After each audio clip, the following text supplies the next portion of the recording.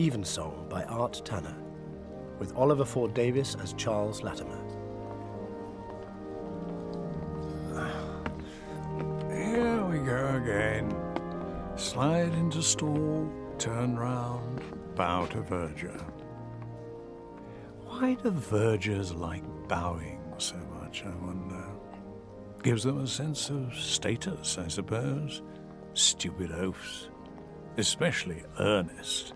There he goes again, bowing to the Dean now. Why are vergers so fat?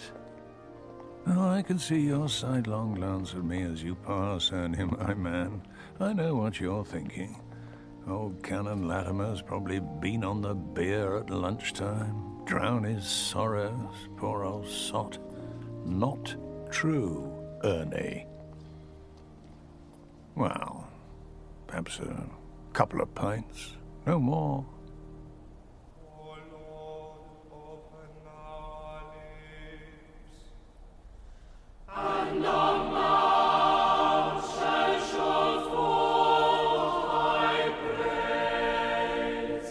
I never tire of Evensong, the music, the Tudor English, the candles, even the smell of the pews.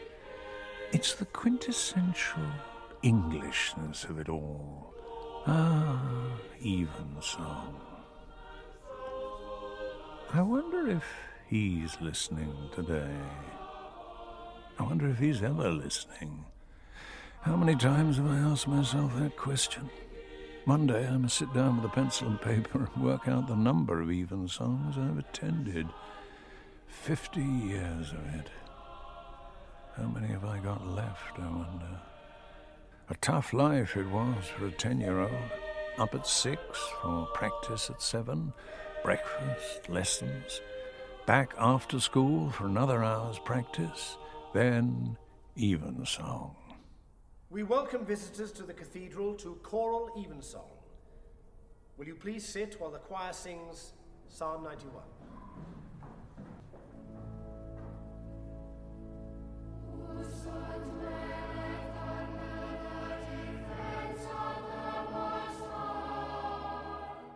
I love a psalm. Plenty of guilt in most of them.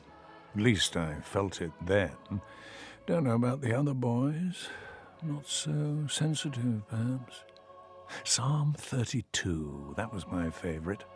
For while I held my tongue, my bones consumed away. I held mine then, I remember, and not for the last time. The birthday cake dare, we called it, and most boys got away with it.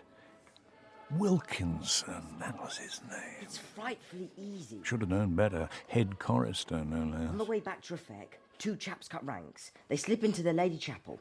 No one's about then. One chap keeps cavey, while the other has to blow out all the candles with one puff. Like on your birthday. Forster and I did it yesterday. Easy as pie. Whose game? It's your birthday tomorrow, Phillips. Come on, don't funk it. I'll go with you, Phillips. Good man, Latters. So we did, Phillips and I. Afraid to lose face, I suppose. Like that at school. Well, it was in those days. I was nippier than Phillips, so he kept KV at the chapel arch. Go on, Latters, old man. Don't hang about. We'll be spotted. I moved smartly to the rack of candles. I seem to recall that there were 9 alight, and I managed to put them all out with one blow. Yeah! You 2 boys! Stop right! A verger must have been lurking behind a pillar. We fled, Phillips and I, hearts pounding like cannons. Think he recognised us? I doubt it. Blind as a bat, that one. Alas, I was wrong. Later, during prep, a note was brought to the master on duty. Latimer, you're to report to the head study. Swish, swish, swish, swish. Silence then, Pratt! Look sharp, cut along, boy. We haven't got all evening. I still remember the pure dread of walking down the dimly lit corridor to the head study, past the alcove with the dried flowers in it, past the glass cabinet of sports trophies, past the photos of boys long departed the school. Come. Ah, Latimer. Shut the door. Come over here. The head, the Reverend Thomas Cavendish, sitting behind his desk, eyed me through his horn-rimmed spectacles. Latimer, are you a truthful boy? Sir, yes, sir. I could feel the beads of sweat gathering on my upper lip. This evening, 2 boys were seen behaving in a particularly foolish and irreverent manner in the Lady Chapel. The verger, Mr. Turner, caught sight of them. He believes that one of them was you. Sir. I have a simple, honest question to ask you, and I expect you, as a Christian gentleman, to give me a simple, honest answer. I could no longer hold the head's penetrating stare. I looked behind him, and there it was, on the bookcase, a thin yellow cane. Latimer, were you one of those boys? No, sir. I shall not ask again. I shall accept your word as a man of honour. You may return to prep. Do not discuss this. No, sir. How my legs carried me to the door of the study, I shall never know. Worse was to come. There, in the head's corridor, was Phillips with a master. Phillips avoided my gaze. Hurry along, Latimer. Don't dally in Head's corridor. At the end of the corridor, I looked round. Phillips had gone into the study. The master had disappeared. I slipped into the alcove and pressed myself against the dried flowers. I did not have long to wait. I did not stay. I rushed to the lavatory and was very sick. Things were never the same after that. Nothing dramatic. Phillips didn't reproach me. Worse, never spoke about it. But the other boys became distant. I hadn't broken the code, hadn't sneaked on a chap, but I had funked a beating and somehow let the side down. Fortunately, I was in my last term. I longed for it to end. Oh dear, Ernie is bowing to me. Must be time for the first lesson. I'm on. The lesson is from the Book of Deuteronomy, chapter 19, verses 15 to 21.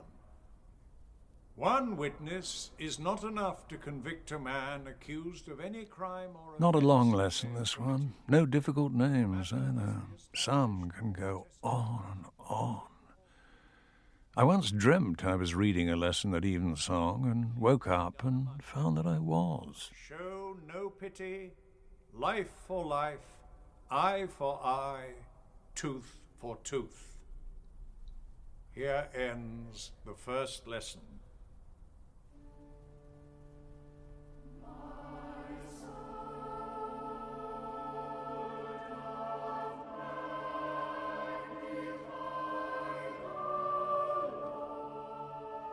Tooth for tooth. Home for the holidays. Home to Mother and Hugh and Father. Father, a fashionable West London dentist, tooth puller to the rich and powerful. A distant man, wrapped up in his work, writing for professional journals when he wasn't filling a molar. We hardly knew him, my brother Hugh and I. Mother was our refuge and strength. And his. You mustn't disturb Daddy, dears. He's a very busy man. He's got Lord Fitch in his chair this morning. Lord Fitch? But he's Labour. Daddy doesn't choose his patients, Hugh. So long as he doesn't expect treatment on their stupid National Health Service. Rest assured, Daddy won't get involved in that nonsense. May we get down, please? Finish that crust first, then run along. But don't disturb your father. I knew what Hugh had in mind. My brother Hugh, 2 years my senior, but unlike me, a man of daring. Come on, Charlie, snap out of it. Stockroom. Careful on the stairs. My father's stockroom, the smell of ether will be with me till my dying day, was situated immediately above his surgery. Mind the squeaky board, you oaf. And don't touch the stuff on that shelf. Enough to kill a horse there. Down over here. This is the best place. We lay on the floor with our ears pressed to the worn carpet and listened.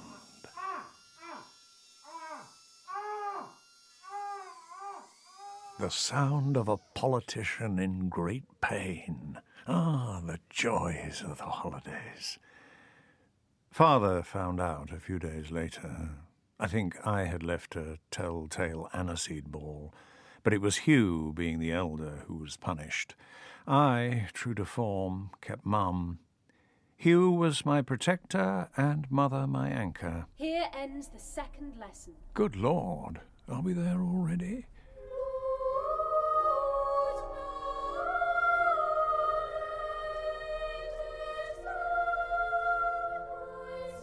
Lord, now lettest thou thy servant depart in peace. Ah, that takes me back. The chapel at Culverton College, a summer evening, packed with sweaty boys in ridiculous tweed jackets. The chapel. Victorian Gothic at its most enthusiastic. For me, chapel was a sort of sanctuary. Well, literally, I suppose. Everywhere else, I felt threatened, oppressed. Oh, Latimer, how many times? This figure doesn't make sense. You'd make Euclid turn in his grave. You're a disgrace to the house, Latimer. Useless in the scrum, and you run like a bloody The girl. whole form has copped an hour's debt because of you, you clot. Just you wait. But Franklin was my worst nightmare. Gerald Franklin. Same form as me, but twice as tall and broad to boot. Let's say £0.50, shall we? You're already behind with payments. I'll give you till Monday. I was terrified of the boy, taunting me, flicking ink, punching as he went by my desk, twisting my hair. I couldn't report him, not done.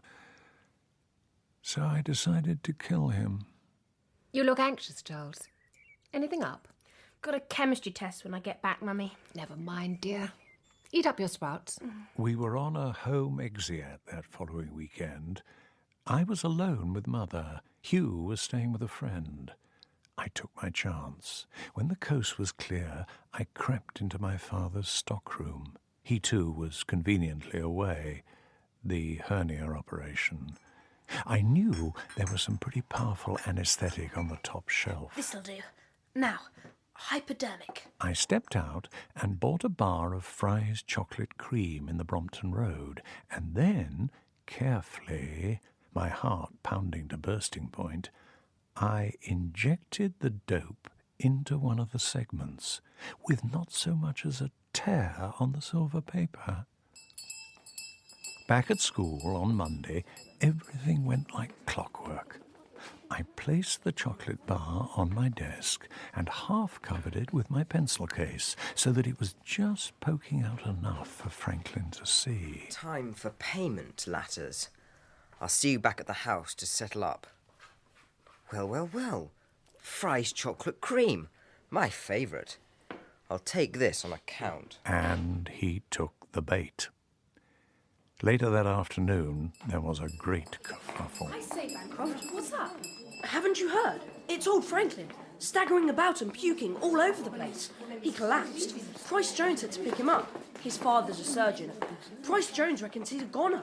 They've taken him to the sand. Poor chap. Then I waited, consumed with remorse? Fear, rather. Any news, Bancroft? About Franklin, you mean? They've carted him off to the hospital. Touch and go, they say. There's to be an investigation. Police, perhaps. Jolly exciting, eh? Yes, jolly. And 3 days later, Nemesis knocked on the study door. Latimer, you're to report to the head study pronto. What have you been up to?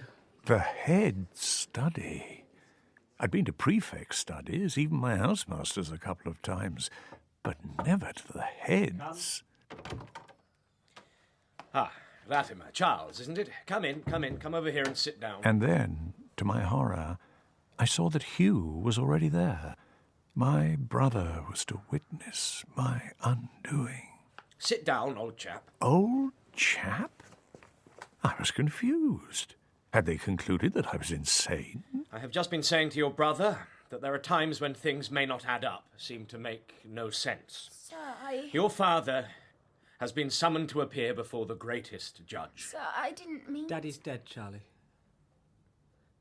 A simple operation for hernia, I gather, but... Oh, the surge of relief. My crime had not been discovered. I had escaped judgment.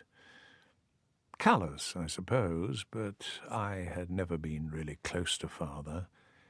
We were packed off to London on the next train, Hugh and I, to comfort Mother, who, when she met us at Paddington, seemed to be bearing up remarkably well, to a degree that, shortly after the funeral, Brompton Cemetery in the pouring rain, we returned to school, where I shortly found myself in bed in the sand, severe cold or flu, picked up no doubt from my soaking at the graveside.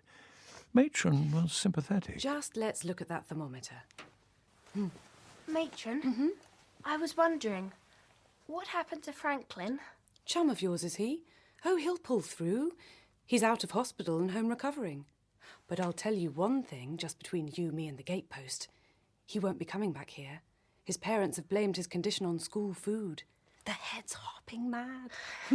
I don't know whether it was guilt or the need to thank the Almighty, but I found myself spending more and more time in the chapel, sang in the choir, served a communion, became school sacristan, tippled on the communion wine.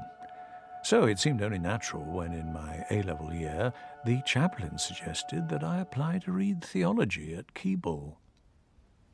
I believe in God, the Father Almighty, maker of heaven and earth. Do I?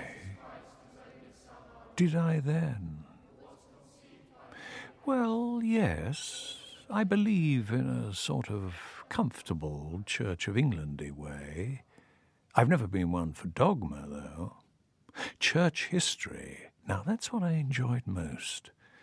I can still capture the warm feeling I experienced when Professor Mackenzie handed me back my essay on St. Jerome. Very competent, Charles. Masterly, in parts. I've given you an alpha minus. But you really must learn to spell Pelagianism. Sherry. Tell me, Charles, it's not too early. Have you considered ordination? I sipped my sherry and gazed out of the window at the depressing red brick. Not as such, Professor. God knows what that answer meant. Truth was, I hadn't thought about the future at all.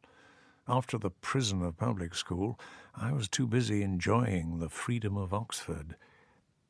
One morning, I found a letter in the porter's lodge from my brother Hugh. He had finished his national service, turned down a commission, and was on the way to becoming something in the city. On the strength of some bonus or other, he had splashed out on a sports car, a frog-eyed sprite, and he was coming up to take me for a spin. Come on, Charlie, don't be such a sissy. Hop in. And up the Woodstock Road we flew. Leaving North Oxford in a puff of smoke, we headed for the open road. Poop, poop! What do you think of a Moley? Poop, poop! Toad de terror! The invincible toad! I could only imagine that the bend was sharper than the car could manage. There was certainly no warning sign.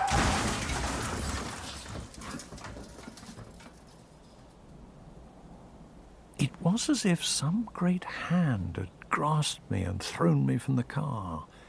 In my confusion, I was only aware of a nagging pain in my shoulder. I got up and staggered back to the car. Hugh was hunched, sideways on. Hugh! His face against the windscreen, motionless. Hugh! But then I smelt petrol fumes, and, leaving my brother, I ran. Here! You mad or something? Where were you going? Car! Round there! Accident! The farm worker managed to pull Hugh's body from the burning car. Too late, of course. At the inquest, they said he'd probably died instantly, broken neck. But that was no consolation to me. In my panic, my cowardice, I had left my brother to die. That was certainly how Mother saw it. I was responsible for the death of her favourite son. She and I were never completely reconciled. I finished my time at Oxford, but the zest was gone. Spent most of the time drinking. Whether because of my doubts or because I felt unworthy, I did not present myself for ordination. No, I took the path that life's no-hopers always take. I became a schoolmaster.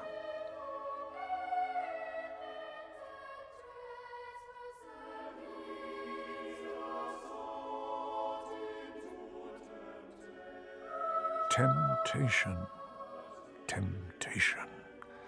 Ah, the temptations I have known. Leaving Oxford with a poor degree, and not being remotely sporty, I could hardly apply for a post at a top public school. But eventually the renowned Gabbitas Thring Agency found me a post at Lovedale Parva, a school which, as the head explained, specialised in taking boys who had failed common entrance or had been asked to leave their previous school. I want a man who is looking for a challenge, Latimer. A man who is not afraid to get alongside the boys and get his hands I didn't dirty. understand the head's quaint turns of phrase, but I nodded and supplied the occasional "of course" and "absolutely" as he rambled on and on and on. Come in, come in. Ah, Ursula, my dear. Right on time with tea. Muffins and bohea. Nothing like it at 4 o'clock. Oh, I'd like you to meet our new master, Charles Latimer, Junior Latin and Divinity. And Latimer, this is my daughter, Ursula. How do you do? How do you do? Do you take milk, Mr. Latimer, or lemon? And this said with a most engaging smile. Mr. Latimer, milk or lemon? Oh, milk. Milk, please. Ursula is off to St. Hilda's to read English this autumn. And to be frank, we don't think her Latin will be up to Responsion standard. Would it be presuming on so short an acquaintance, Charles, to ask if you could give her a little extra tune? This was indeed to be a pleasant introduction to the profession. Would I could report the same when it came to my performance in the classroom. So it came about. The fall of man. Picture the scene, boys. Eve pressing the apple into Adam's hand. Bet you would have preferred a nice pear, sir. Well, Scripture is quite clear.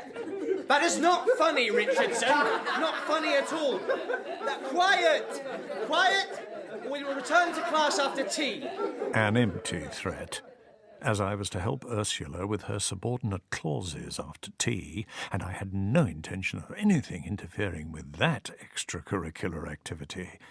It was, in fact, to be in that very session that, while unravelling the workings of a particularly tricky deponent verb, Ursula allowed me to kiss her. Oh, Ursula. Oh, Charles. And so, over the weeks, as we ploughed our way through gerundives and irregular conjugations, our romance blossomed. The opportunity to pop the question offered itself more than once, but true to form, I ducked it, until... Ursula, will you... Goodness, is that the time? Daddy will be back soon. We better stop. Very well.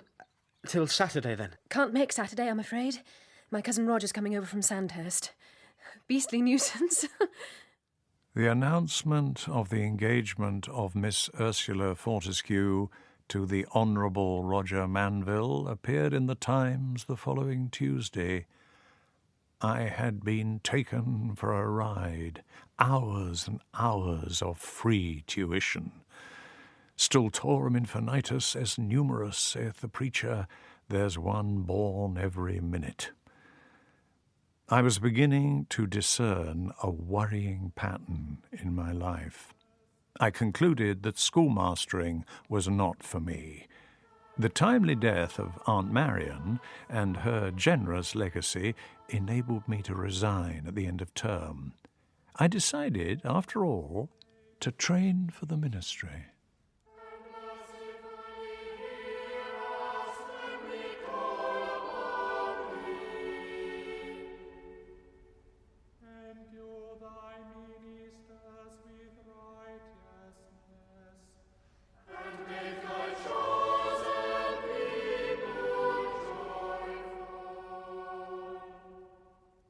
Ministers with righteousness. I've met plenty of them.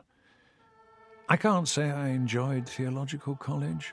Frankly, a lot of it was extremely tedious.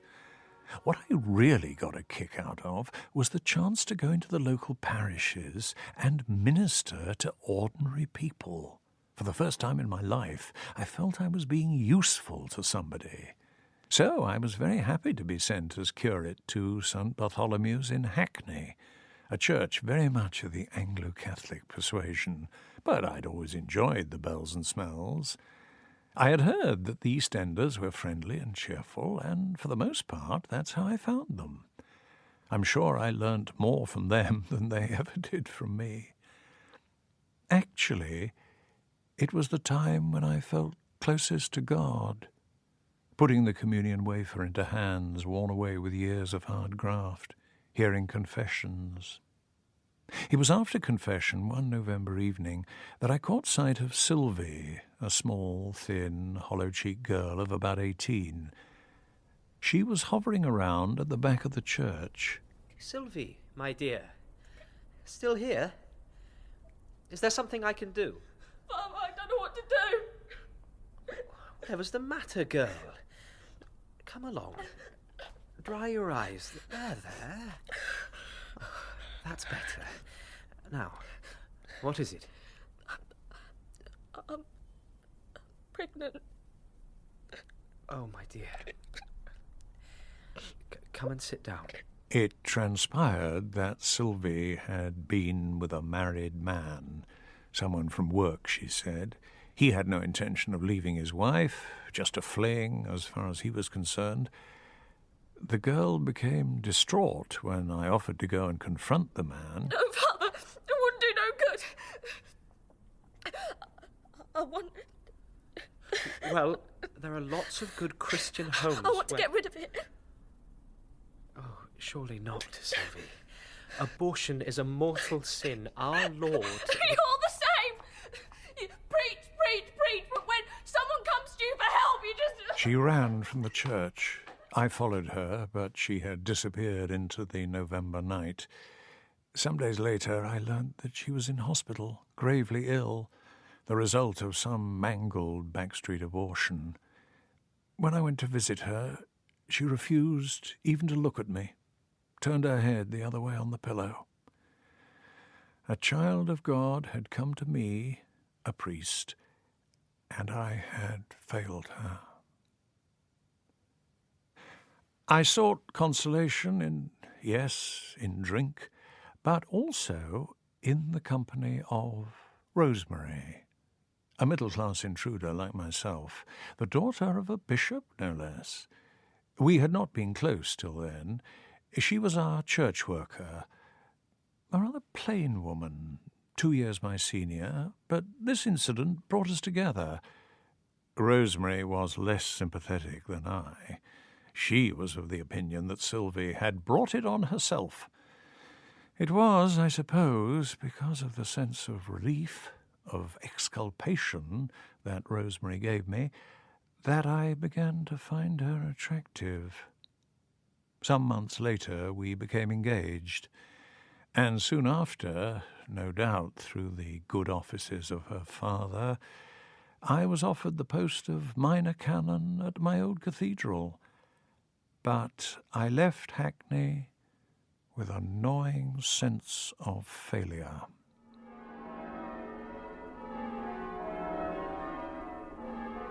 With this ring I thee wed, with my body I thee worship, and with all my world... Rosemary's father gave her away, so we were married by the dean.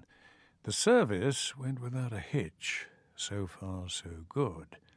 The reception, what I remember of it, did not go so smoothly.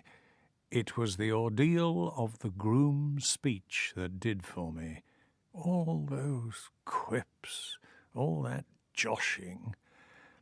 I had been fortifying myself from my father's Masonic hip flask for most of the morning, and during the wedding breakfast my glass seemed to fill and refill and refill. And finally, It only remains for me to thank those beautiful young ladies who carried Rosemary's train so expertly. Not a propitious beginning to our life together. Rosemary never forgave me. Used to bring up the subject whenever I'd had a few, which, to be honest, I often did. Even during our honeymoon in Cornwall, to give me a bit of Dutch courage for you know what. Sex was difficult. Oh, I wanted it, right enough. Oh, yes. But women... Well, apart from my mother, I'd hardly been close to one. And Rosemary didn't go out of her way to make anything easier. Charles, is something the matter? Something you haven't told me? Oh, never mind. Tomorrow night, perhaps. No need to rush after all. We've got the rest of our lives. I eventually got to sleep, unable to get Shelley's words on marriage out of my mind. With one chained friend, perhaps a jealous foe, the dreariest and the longest journey go. Consummation must have been achieved eventually, as, 9 months later to the day... Doctor. Congratulations, Canon. You have a fine, healthy son to carry on the Latimer name. Oh, thank you. Pleased to join you. Cheers. Decided what to call the lad? We were thinking of Walter, after my father. Oh, fine name. Fine name. Once had a professor of surgery, Sir Walter Snape. Wonderful performer in theatre. That man could polish off a hysterectomy in a couple... well, perhaps not the time. Well, here's to the health of mother and young Walter. But Walter it was not to be. Rosemary laughed at the idea. Too old-fashioned, Victorian. No, she insisted on Matthew. So Matthew he became. Ah, Matthew. Oh, do keep out of the way, Charles. I'm exhausted, and it doesn't help with you getting under my feet. Haven't you got a sermon to prepare? You do want preferment, don't you? So it went on. I was never allowed to get near to the boy. And when Matthew was 8, Rosemary insisted on packing him off to prep school. I was against it, pointed out that we couldn't afford it on my stipend, but her father stepped in, took out an annuity for the boy's education. So I only saw the lad during the holes. As for Rosemary and me, well, on the surface all was normal, conventional. We did all the right things, attended functions, smiled at the great and the good. But beneath the surface we each went our own way. So it just went on, the longest journey, and on, and on.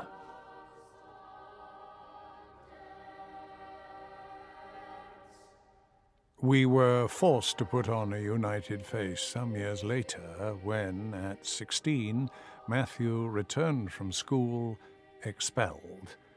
Apparently he had been supplying cannabis to other boys. I just don't want to talk about it, okay? Matthew, such an accusation won't go away. If you are innocent, we must clear your name. Nobody's innocent, Dad.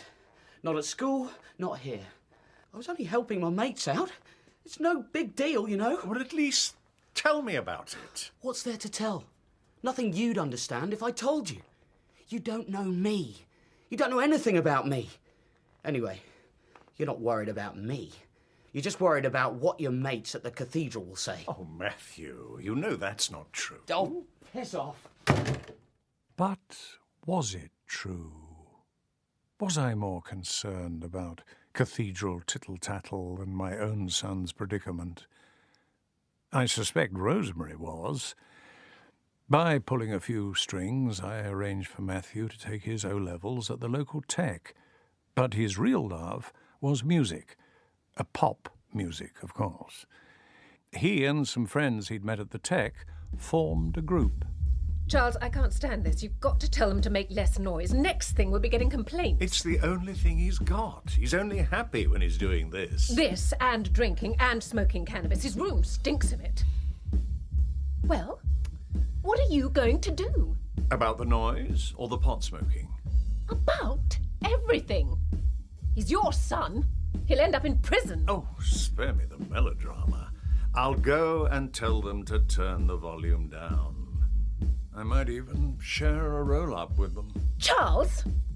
In fact, the Cloister Boys, that to Rosemary's horror was the name the band had chosen, did quite well. They even went on tour, as Matthew called a trip to the Midlands. After spending several weeks, apparently living in the back of a van, Matthew returned with Debbie, and they both took up residence in his room. You've got to put a stop to this, Charles. It's making me ill. They're both underage. You must phone the girl's father. Debbie lives with her mother in Wolverhampton. She says her mum is quite cool about it. Single parent, no doubt. A widow, as a matter of fact. Debbie's father was killed in an industrial accident when she was 12. We've had lots of chats. I find her a very nice girl. She's most unsuitable. She's... Common? Oh, dear, that would never do. Sarcasm won't help. What are you going to do about it? As is my wont, I did nothing. But pressure from Rosemary drove them out, and they went to live with Debbie's mother. We began to lose touch. Matthew phoned spasmodically. I phoned when I could find out where he was. Then, soon after his 18th birthday, he announced that Debbie and he were moving. Australia? Land of opportunity, Dad. And lots of chance to go big time. The music scene is really taking off out there. You could come out and see us, if you wanted. But I never did.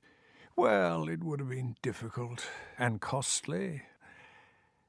Then, at 5 o'clock one morning, I got the phone call from Debbie. Matthew had drowned. Quite near the beach, apparently. He'd never been a strong swimmer. Debbie arranged the funeral. We did what we could, but it was so far away. So far away.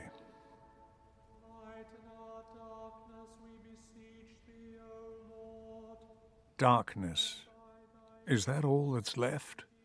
My father, my brother, and then my son.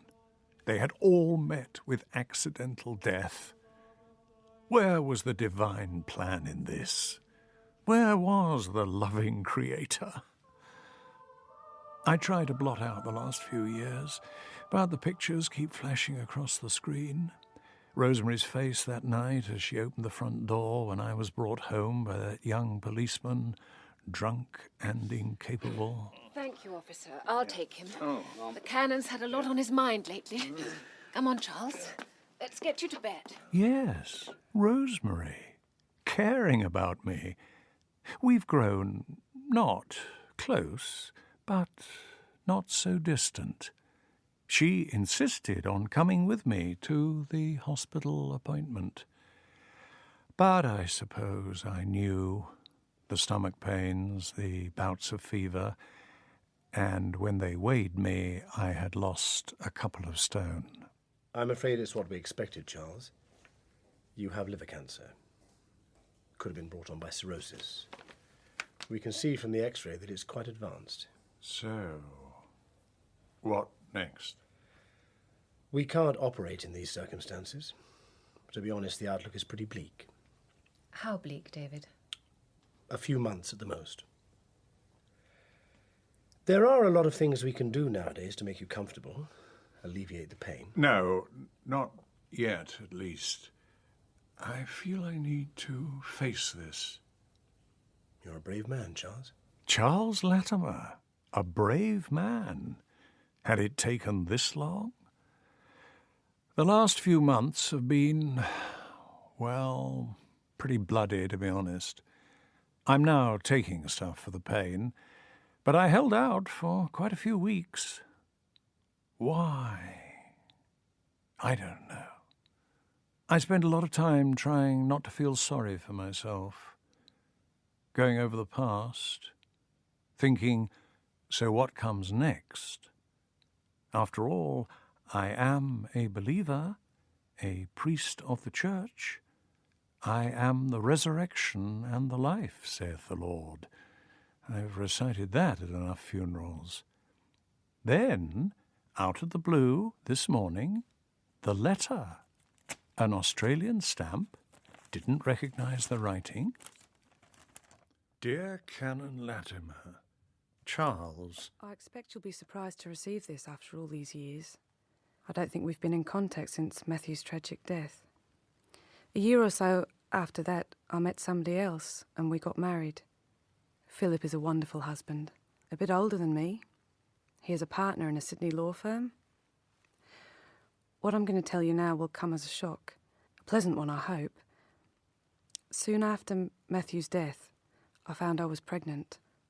I almost contacted you, but considering your break with Matthew, I decided against it. The fact is that you are a grandfather. Charles, I named him after you, is nearly 12 now. He attends St. Ignatius College, and they tell us he is an outstanding student. Also quite a sportsman, and very musical like his father. But the point of this letter is to tell you that we're all coming to England in a fortnight's time, partly a business trip for Philip. And I thought you might like to meet your grandson. I think you would be very proud of him. Mrs. Latimer too. Please ring me or email if you'd like to meet up.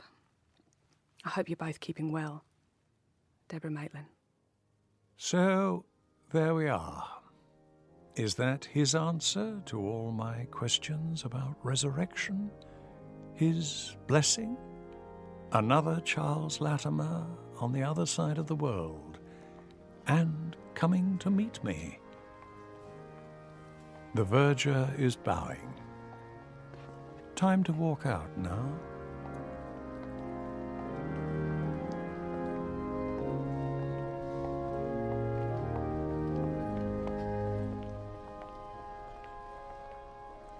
In Evensong by Art Tanner, Charles Latimer was played by Oliver Ford Davis. Rosemary was played by Christine Kavanagh, Charles as a young man by Joseph Klosker, and as a boy by Josh Freeborn.